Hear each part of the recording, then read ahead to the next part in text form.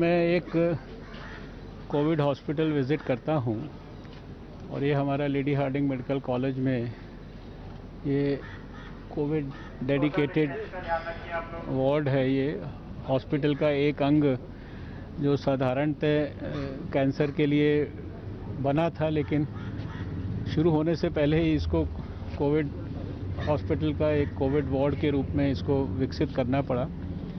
इसको आज विज़िट किया था। इसके साथ साथ यहाँ पास में ही हमारा जो YMCA है उसको हमने कोविड केयर सेंटर की तरह डेवलप किया है। यहाँ पर इस कोविड वार्ड में यहाँ कुछ मरीज़ों से भी वीडियो के माध्यम से बातचीत की और कुछ मरीज़ों से जो हमारा YMCA में कोविड केयर वार्ड है, कोविड केयर सेंटर है, उसमें भी बात किया।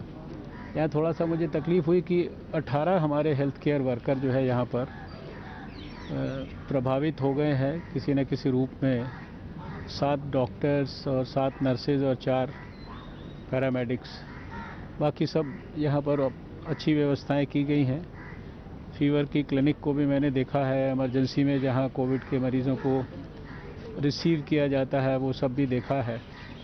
और जो अस्पताल ने व्यवस्थाएं की हैं डेली ब्रेनस्टॉर्मिंग करने की, डेली जो पेशेंट्स हैं उनके बारे में, इन्फेक्शन कंट्रोल के बारे में, कोई अगर अनफॉर्चुनेट डेथ होती है उसके ऑडिट के बारे में, सारी चीज़ों को एनालाइज करने की दृष्टि से लगातार व्हाट्सएप के माध्यम से, चिंतन करने के माध्यम से ये सारी चीज़ों का भी बहुत गहराई से अध्ययन किया है।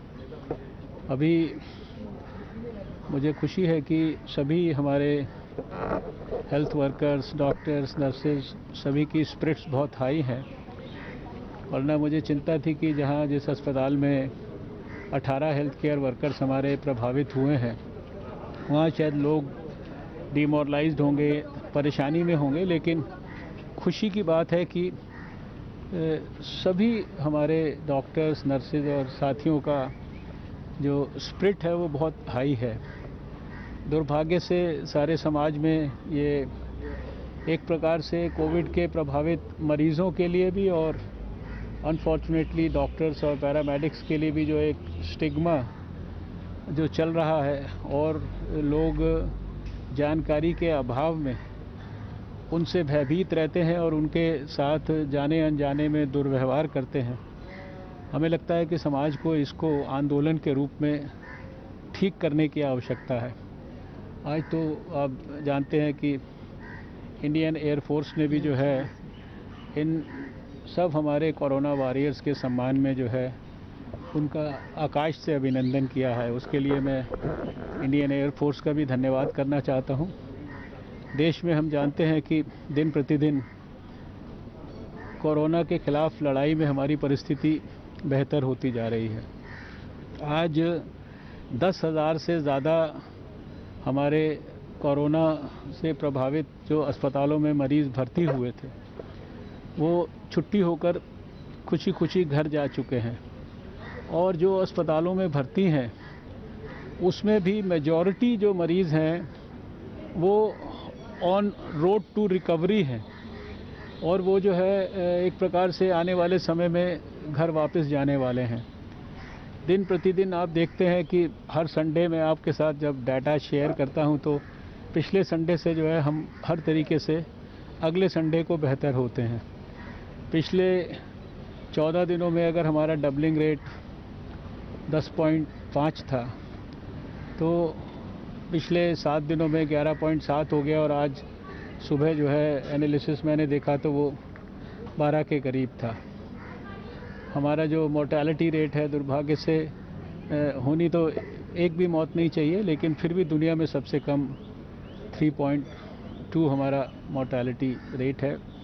और सबसे बड़ी खुशी की बात यह है कि जो एक लैब से हमने अपनी यात्रा शुरू की थी टेस्टिंग की जनवरी के महीने में, आज सरकारी 310 लैब और 111 प्राइवेट लैब ये देश में हम विकसित कर चुके हैं।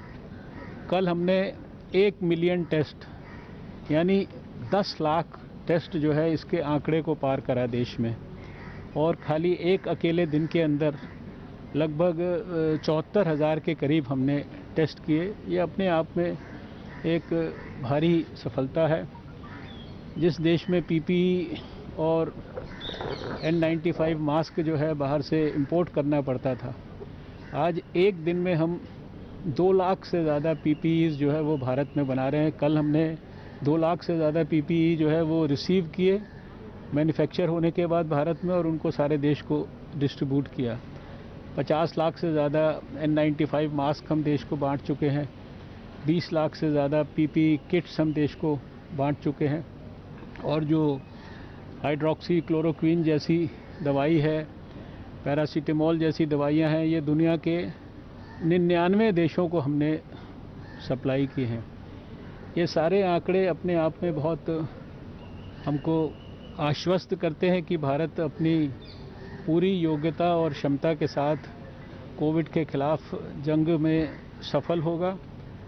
वैसे तो हमें उम्मीद नहीं कि कोई विषम और भयंकर परिस्थिति आएगी, लेकिन अगर ऐसी कोई भयंकर से भयंकर परिस्थिति भी आएगी तो उसके लिए देश में 2.5 लाख से ज़्यादा जो बेड्स हैं आइसोलेशन के और आईसीयू के, ये हमने अपने कोविड के डेडिकेटेड हॉस्पिटल्स और जो कोविड के केयर सेंटर्स हैं, इन सब स्थानों पर कोविड की जो हेल्थ फैसिलिटीज़ हैं, हेल्थ सेंटर्स, उन पर, और इसके अलावा कोविड केयर सेंटर्स तो अलग हैं।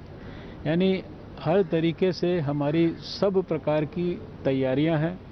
हमारे जो कोरोना वॉरियर्स हैं, हमारे डॉक्टर्स हैं, वो पूरी तरह से तैयार हैं। सारे देश को हम लोगों ने पूरी तरह से ट्रेन कर दिया है, और मुझे पूरा विश्वास है कि आने वाले समय में हम और बेहतर परिणाम देखेंगे और कोरोना के खिलाफ जंग में विजयी होंगे।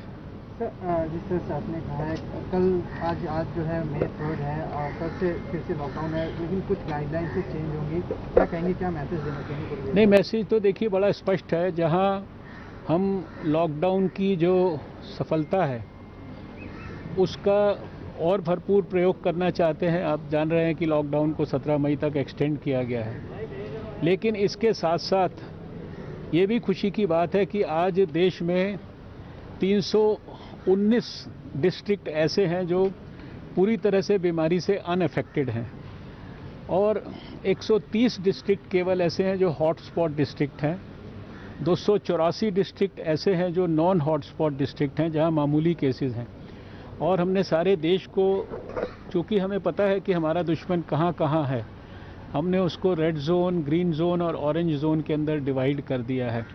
इसलिए आप देख रहे हैं कि जो लॉकडाउन के अंदर भी अलग अलग जोन्स के लिए, लोगों के लिए अलग अलग तरह की जो सहूलियत है, किस तरह से हमको एक प्रकार से धीरे धीरे लोगों के लिए सहूलियत को खोलना है, वो सारी प्रक्रिया भी शुरू की गई है। ग्रीन जोन में क्या क्या सुविधाएं मिलेंगी, ऑरेंज जोन में क्या क्या सुविधाएं मिलेंगी, रेड जोन में क्या क्या प्रतिबंध बने रहेंगे, ये सब बातें देश के सामने रखी गई हैं।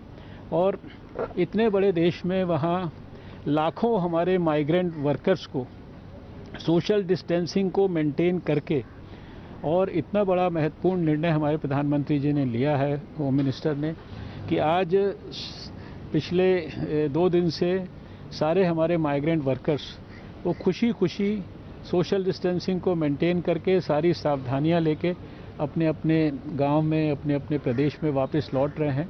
ये भी अपने आप में एक बहुत बड़ा, मैं समझता हूँ कि सफलता का परिचायक है। और हमें लगता है कि धीरे धीरे हम आने वाले सप्ताह जो आएंगे उसमें ये सारी चीज़ें धीरे धीरे नॉर्मलसी की तरफ बढ़ेंगी।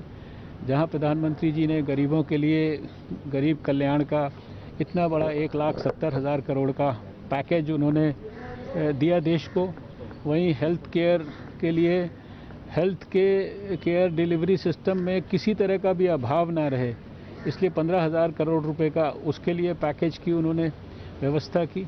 और इसके साथ साथ इकोनॉमी को कोई बड़ी ठेस ना लगे, इसलिए धीरे धीरे वो इकोनॉमिक एक्टिविटीज़ को भी जो है शुरुआत कर रहे हैं, सब प्रकार से खोल रहे हैं। इंडस्ट्री को विशेष रूप से इसके लिए सहायता की गई है, उनकी हैंड होल्डिंग हो रही है। ड्रग इंडस्ट्री, फार्मास्यूटिकल इंडस्ट्री, उनको सहायता की जा रही है। तो बहुत विस्तृत प्लानिंग करके और देश को दोबारा से नॉर्मल लाने के लिए सब प्रकार के प्रयास हो रहे हैं।